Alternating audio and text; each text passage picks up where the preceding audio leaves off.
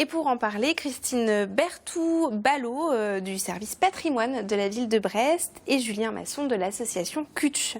Alors, Christine Berthoud-Ballot, Brest traîne l'image de cité triste, détruite. Qu'est-ce que vous diriez, vous, pour changer cette image, justement ? Alors, je dirais que Brest a de nombreux atouts pour, je dirais, lutter contre ces clichés qui lui collent à la peau. Quand même, ça colle toujours à la peau. De moins en moins, je dirais, quand même.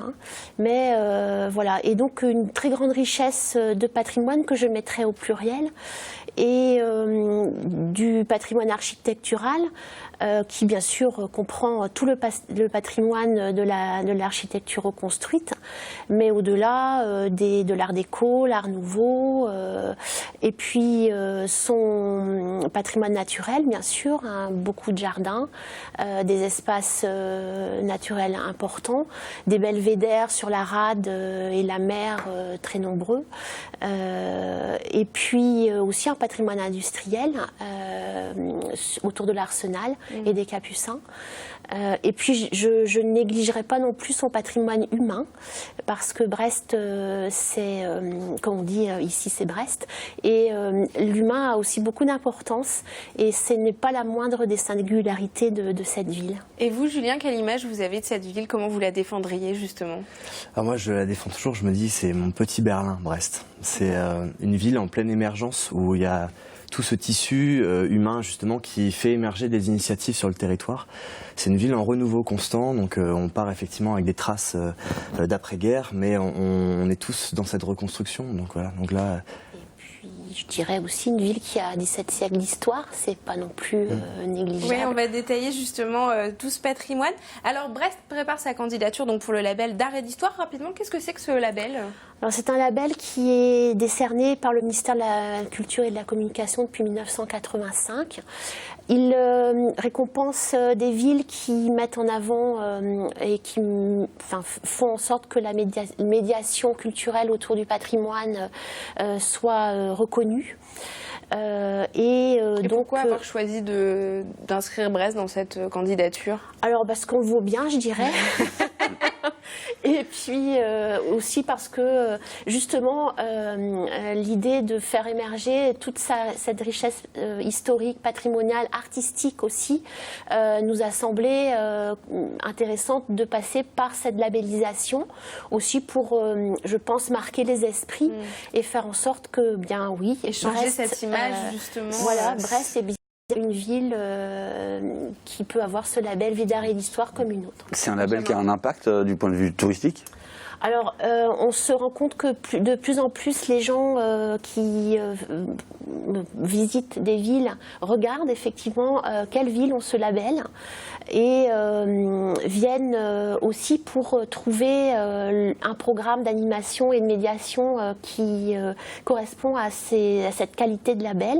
Et donc, on dit que ça a une incidence sur une hausse de 12% sur la fréquentation touristique. Donc c'est pas négligeable du tout. À Brest se côtoient différents types de bâtiments, pour revenir un petit peu sur ce patrimoine dont vous parliez. Alors il y a le château évidemment, et puis il y a l'hôtel de ville, ces deux contrastes. Ben voilà, est-ce que ces singularités, ces différences aussi, ça joue pour le label finalement? Alors bien sûr, et puis vous avez pris, je dirais, deux choses symboliques.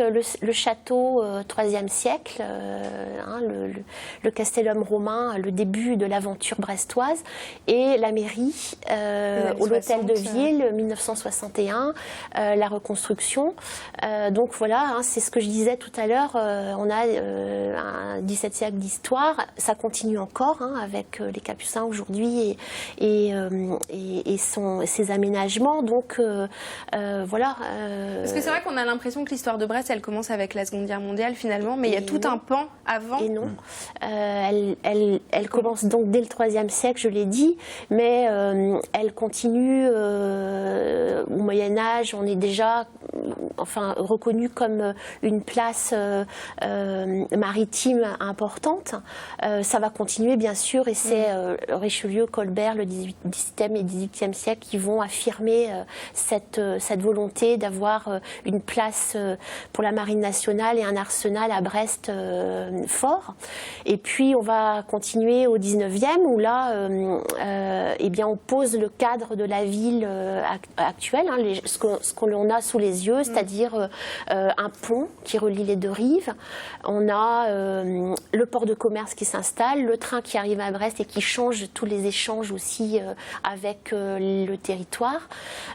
Et donc ensuite, eh bien, à chaque siècle, on amène une pierre différente, mais qui fait un ensemble, qui fait que Brest a une riche histoire. Et justement, vous parliez du patrimoine maritime, Brest sans la mer, sans la rade, ça aussi, ça compte, cette inscription géographique? Alors, ça c'est sûr, Brest peut sembler éloigné, mais sa géographie, effectivement, c'est Brest la mer par excellence, je dirais. Et donc, on est né aussi de cette mer, de cette rade, et qui apporte beaucoup de choses à Brest. Il y a le port, la ville aux 5 ou 6 ports. Voilà, tout ça, c'est une singularité de cette ville. On a longtemps dit que la ville tournait le dos à la mer. Je pense que c'est faux.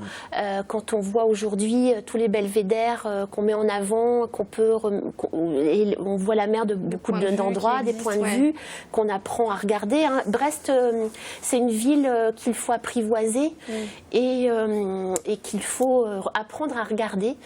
Mais une fois qu'on a compris comment ça marche et qu'elle s'est un peu livrée, je crois qu'on peut plus s'en passer. Quand on aura récupéré, quand la vie civile aura récupéré les bords de la Pinfeld, ça sera encore mieux, ça non? fera plus de points de vue encore. Après, économiquement, je suis pas sûre que tout le monde soit d'accord, mais voilà. Le label porte aussi sur l'art, justement, la littérature, la musique. On sait que Brest a influencé beaucoup la ville. Vous êtes graphiste, Julien, à l'association Kutch. C'est un univers comme ça qui fait aussi que c'est inspirant comme endroit? C'est un univers riche et qui inspire énormément aujourd'hui de jeunes créateurs. Enfin, dernièrement, on a pu voir l'exposition de Pierre Perron au musée des Beaux-Arts, au musée de la Marine. Aujourd'hui, c'est toujours une ville qui titille, où on a envie de raconter des choses. Et puis, ça s'inscrit aussi sur les murs de la ville. Il y a beaucoup de fresques, de graphes. Et ça, c'est vrai que la ville et la collectivité travaillent beaucoup là-dessus, justement, de garder cette dynamique-là, de pouvoir animer les quartiers. Sur les 4 moulins recouvrance, on a de plus en plus de fresques qui ont été commandées par la ville. Donc c'est vrai qu'il y a un réel attrait autour de ça. Et ça, justement, ces fresques, ces graphes, souvent, c'est du street art. On ne sait pas trop où le mettre, on ne sait pas trop quoi en penser dans la culture. Ça va être mis en avant avec le label aussi, ça compte? Oui, tout à fait. Alors donc, bien sûr, il y a le label Ville d'Histoire, mais Ville d'Art également. Et donc Brest a aussi une tradition de longue date d'art dans l'espace public, je dirais. Et donc ça, c'est aussi, bien sûr, dans le projet du label, de mettre tout ça en lumière, hein, de faire des balades autour de ces œuvres artistiques, d'expliquer aussi ce que c'est, parce que nous avons des grands noms de l'art français qui sont venus faire des œuvres à Brest. Et donc, voilà, il faut, bien sûr, tout ça sera mis en avant également dans le label. Et alors, mis en avant avec le travail de l'association Kutch et des graphistes dont on voit quelques œuvres. C'était l'idée de retravailler sur l'image de Brest? En fait, l'association, c'est un lieu de promotion culturelle et créative, donc qui a vocation à pouvoir animer et parler de la ville dans laquelle on est ancré, donc Brest.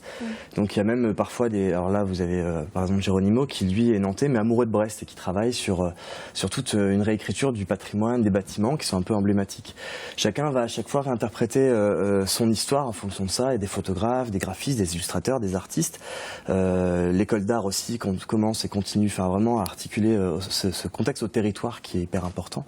Et voir Brest comme... contribue aussi à changer l'image de Brest aussi, de la représenter? Ouais, je pense qu'il y a une fierté. Enfin, on est pour la plupart fiers d'être brestois et on a envie de lui donner cette image innovante.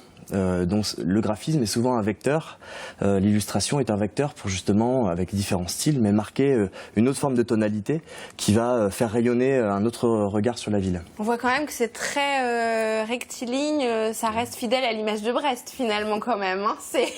Oui, mais on a les c'est la mer, c'est les perspectives, c'est droit, c'est... On a les vagues pour créer les ondulations, donc ça, il y a la mer et pour ça. les gens pour faire vivre.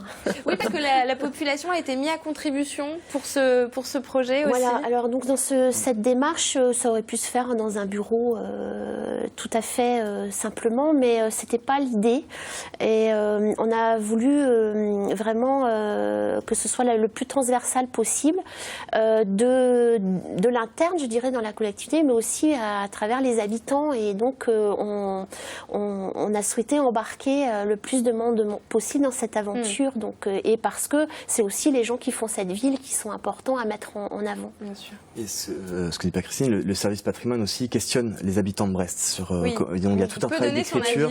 Voilà, là c'est vrai que pour les fêtes maritimes, du 15 au 17 juillet aussi, il y aura des ateliers autour du label sur le jardin de l'Académie, avec des ateliers de tampons, d'écriture, de construction d'images. Et il y a un jeu de cartes qui va sortir. Exactement. Alors, Oui, que les gens s'amusent avec Brest. Nous avons, avec mes collègues, eu l'idée de créer un jeu à travers, donc qui rassemble au final un certain nombre de dates de l'histoire de Brest. Et donc l'idée c'est de jouer sur le principe du timeline et de la chronologie, c'est-à-dire donc on met une carte et puis ensuite l'autre joueur dit si c'est avant ou après la carte qu'il souhaite poser. Enfin voilà, donc on animera un atelier avec ce jeu au jardin de l'Académie, effectivement. Voilà à quoi ça va ressembler d'ailleurs le jeu. C'est en cours de travail, d'élaboration. Ouais, voilà. Très rapidement, en quelques mots, le résultat du label, c'est quand ? Juin 2017. Eh bien, merci beaucoup à tous les deux d'être venus partager votre amour pour Brest avec nous. Merci beaucoup.